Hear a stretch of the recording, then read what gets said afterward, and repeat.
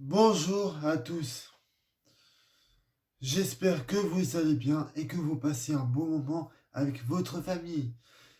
Aujourd'hui, j'ai décidé de vous faire cette vidéo pour vous critiquer la saison 1 de WandaVision.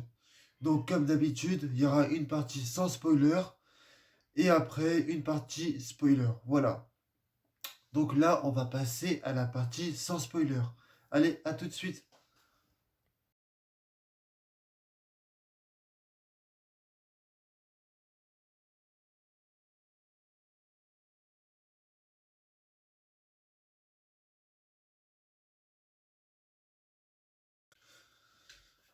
Donc là, on est parti dans la zone sans spoiler. Donc je ne vais pas vous spoiler tout de suite. Et déjà, il faut savoir que cette série de WandaVision, c'est une série qui est censée lancer la phase 4 du Marvel Cinematic Universe. Mais, mais le film qui devait lancer la phase 4 du Marvel Cinematic Universe, c'était Black Widow. Et Black Widow, pour moi, ça ressemble plus à ce qui a été fait euh, dans la phase 3.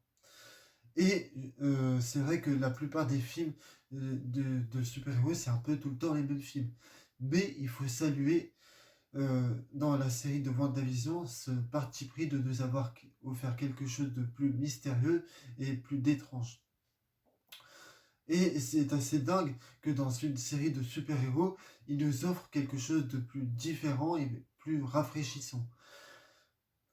Alors, est-ce que c'est expérimental? Non, pas du tout. Mais c'est vrai que moi qui suis un grand fan des films de super-héros, c'est vrai que c'est une formule qui se répète sans arrêt et qui se renouvelle pas. Et dans cette saison 1, enfin cette série de WandaVision, ils ont réussi à... c'est une série qui se renouvelle et il faut savoir que cette série de WandaVision, cette saison 1 pour l'instant, a été réalisée par deux personnes. C'est-à-dire, il avait été réalisé par Matt Shortman. C'est un mec qui avait réalisé quelques épisodes de Game of Thrones.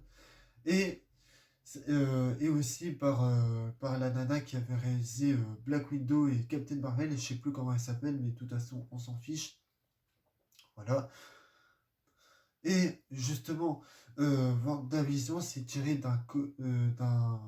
enfin, ça ressemble beaucoup aux comics qui avaient été écrits par Tolkien. Et ce comics-là, ça parlait de Vision qui vivait dans une résidentielle pavillonnaire aux États-Unis. Et WandaVision, ça ressemble beaucoup à ça dans les années 50.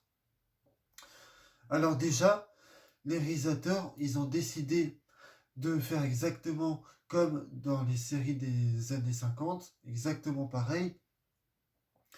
Et la production des designs dans cette saison 1 est exactement pareil que les maisons qu'on a vues dans les séries des années 50. Il y a aussi l'humour. Et l'humour, et ce qui est bien avec cet humour-là, c'est que c'est pas un humour qu'on retrouve dans les anciens films de super-héros.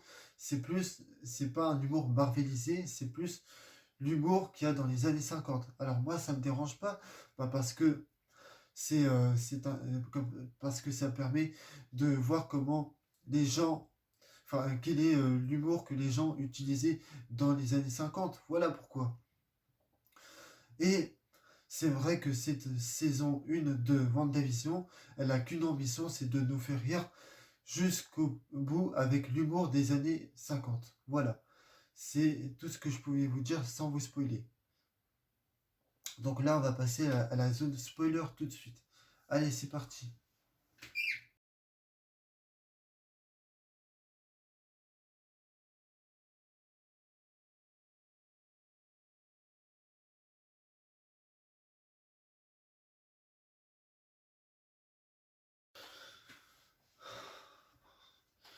Donc là, on est parti dans la zone spoiler. Donc je vais vous pouvoir vous spoiler la saison 1 de WandaVision.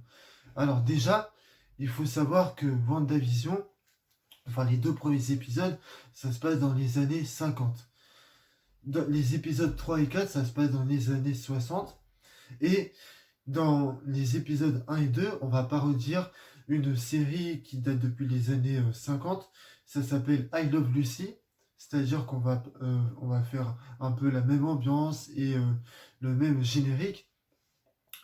Et dans, euh, et dans les épisodes 3 et 4, on va parodier une série qui s'appelle Ma sorcière bien aimée, c'est-à-dire avec la même ambiance, même générique, et il manque plus que la petite musique pour te mettre dedans, voilà.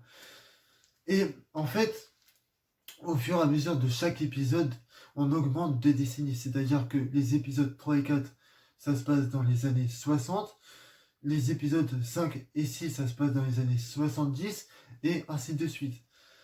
Mais alors, qu'est-ce qui se passe dans WandaVision? Eh ben, on a l'impression que Wanda et Vision sont un peu perdus. C'est-à-dire que c'est une amnésie de la part de Wanda. On les avait perdus dans Avengers Infinity Wars au moment où Thanos tue Vision pour récupérer la pierre de l'esprit et ensuite anéantir la moitié de la population de la race humaine. Voilà. Alors là, on ne sait pas si, dans cette saison 1, on ne sait pas si les personnages se font contrôler ou que c'est eux qui se contrôlent eux-mêmes, mais ou peut-être que Wanda a décidé de se créer un site dans les années 50, l'histoire d'oublier la perte de vision.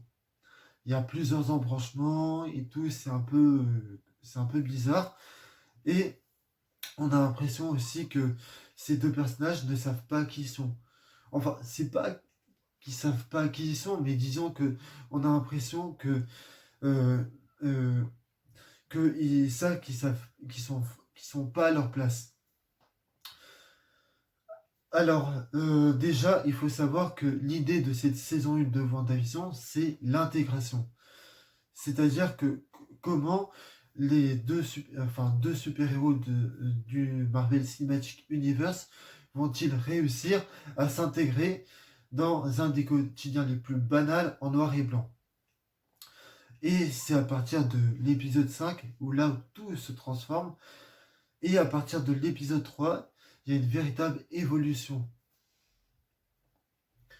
Et il y a des éléments qui ne font pas partie des années 50. Par exemple, un hélicoptère qui tombe dans le jardin d'une personne. Et ce qui est bien, c'est qu'on va avoir un véritable changement de format et de couleur grâce à l'évolution des personnages.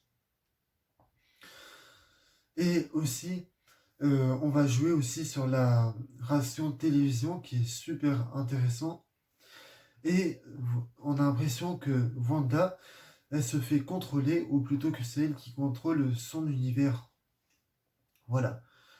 C'est à partir de l'épisode 5 où là j'étais un peu moins fan parce il y a Wanda et Vision, ils essaient de faire des séquences avec de la magie.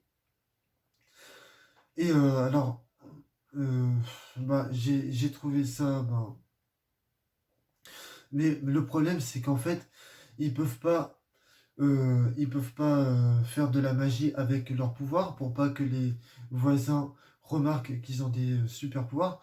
Du coup, ils essayent de faire de la magie avec la magie des années 50 pour cacher leur super pouvoir. Pardon. Il y a des séquences comme ça où j'étais un peu moins fan. Pourquoi? Parce que c'était vraiment long et que ça n'a et que avec des séquences comme ça, on perdait beaucoup plus de temps. Voilà. Donc en gros, l'idée de cette saison 1, c'est l'intégration dans un des quotidiens les plus banals des deux personnages. Voilà. Mais en gros, les épisodes de la saison 1 sont agréables, sont mystérieux, sont étranges, sont drôles. Et voilà. Donc, mais au final, j'ai passé un très bon moment devant la saison 1 de WandaVision. Donc, c'est la fin de cette vidéo. J'espère qu'elle vous a plu. N'hésitez pas à la liker si vous avez aimé. Et si vous n'avez pas aimé, bon ben, dislikez. Allez, au revoir.